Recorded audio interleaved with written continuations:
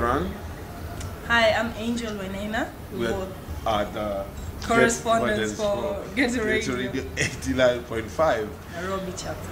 Yeah, we are currently at our station, and Nairobi today almost came to a standstill because members of the outlawed Mungiki sect were rioting in different neighborhoods of Nairobi. They are still rioting. We just got a report from our reporter, from our street hustler Robo. He's on the scene right now, and there are gunshots in the background, police versus the outlawed Mungiki sect. So the thing is still going on right now, especially in the ghettos, that's the eastlands of Nairobi. Yeah, and if you reflect back on time, you will find out that Mungiki actually originated from the Mau Mau rebellion. That's true. This was in the 50s, way before independence, when Kenyans were trying to kick out the white settlers. So Africans had to come together, the black Kenyans community had to come together, try and kick these people out. And this is how Mungiki came up. Yeah. Because, you know, we had to come together regardless of tribe, regardless of whatever, so that these guys can be kicked out of the country. But then after independence, what was the other motive? What was the next motive?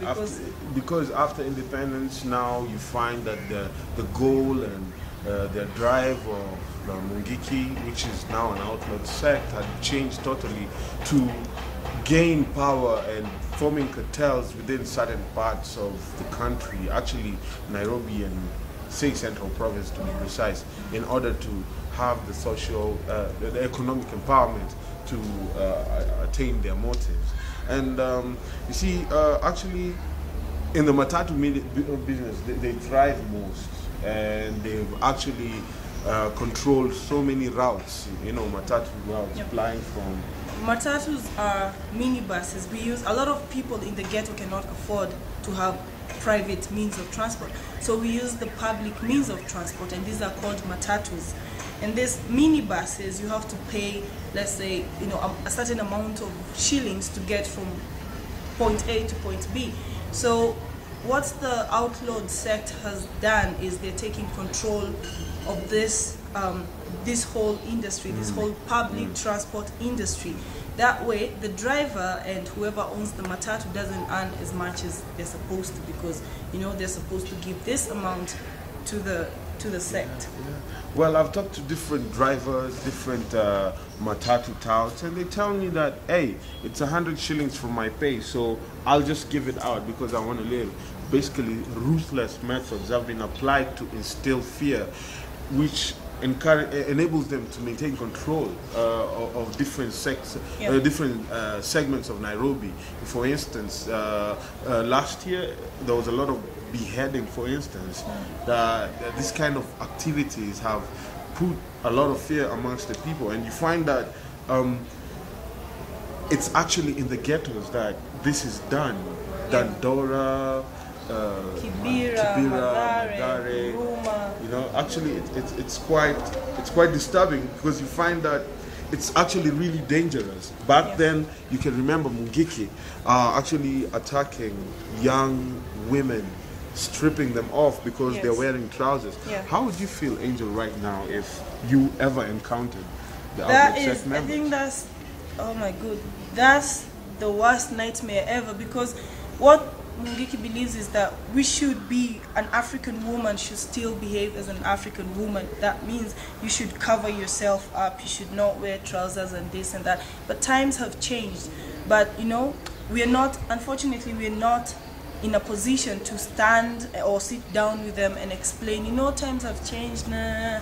So, well, I mean, meeting up with them, this would be really crazy. And for me, I would rather play along. I know a lot of people out there will be asking, why should we play along as Kenyans? Why can't we? The thing is, I mean, it's about your life, really. So I would rather play along than start. The reason why Mungiki are demonstrating today and have paralyzed communication within the city of Nairobi is because the wife to their leader, Njenga, who is in prison in Committee, maximum prison, was killed a couple of days ago, and no one expected this riot to occur today, but that's the same way they rioted back when hawkers were demonstrating. Their rioting pattern seems to be so, least expected. It's more shocking, and it's a brutal and almost spontaneous riot mode. You find that it's not safe. Actually, there was a lot of attacks on women who were wearing, they still have the perception, like Angel has said, of an African woman being fully covered and not exposing herself or wearing trousers. And as time has gone by, they still have supporters regardless. They still have women supporters who actually are for female genital mutilation, known as female circumcision. They still carry out the practice, as well as, sniffing tobacco. What do you have to say about the FGM issue? First of all, by the way, to give you an update, so far 7 people have been shot by the police. As we said in the beginning, right now it's a battle between the outlawed sect, and anyone found carrying any weapon in the ghetto right now, the police are shooting instantly. So far 7 people have been shot by the police. The fight is still going on. When it comes to the female genital mutilation, it's, this sect still believes, as I said, that we should be living how we used to live before the white settlers came in and they taught us how to wear trousers, they taught us how to wear this and that. But to me, even back in the day, I have pictures of my grandmother only wearing something underneath and nothing on top, because that was the African way. So right now I'm even more decent than they used to be back in the day. So when you tell me not to show my cleavage or not to wear this top, I don't know, it doesn't make sense. Back in the day, people used to be more explicit than we are right now. Female genital mutilation, come on, right now we're more educated. We know that a woman giving birth is going to be more complicated, when you are circumcised. So I don't know, man. If you feel as a woman that you want to go that way, it's an individual choice. Yeah. You see, they have supporters, as we have said, women supporters actually, and even male supporters. But if you're not a supporter, then you're mom, because you're scared about what you do next.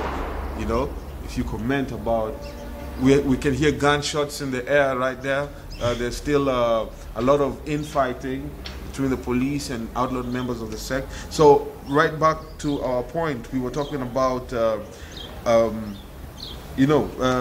traditions, the cultures that they still have, and supporters actually who they have women, they still have wives, they have oaths, they sniff tobacco as a gesture of being part of the sect. So basically you find that it is a movement, more like a movement that has been established from way back and has its traditions and roots within its setting. But I still think that having dreadlocks really means that you're part of the Mungiki. I don't think so. No, because if you have dreadlocks, I used to have dreadlocks, and I found a lot of problems actually with the police, especially here in East Africa, where if you have dreadlocks, you're incriminated as to being a criminal. The fact that some people have dreadlocks, it doesn't mean that, really, it's just an artistic, it's just an expression of yourself. It doesn't mean that when you guys come to Nairobi and you see someone with dreadlocks, they're automatically Mungiki. They're not.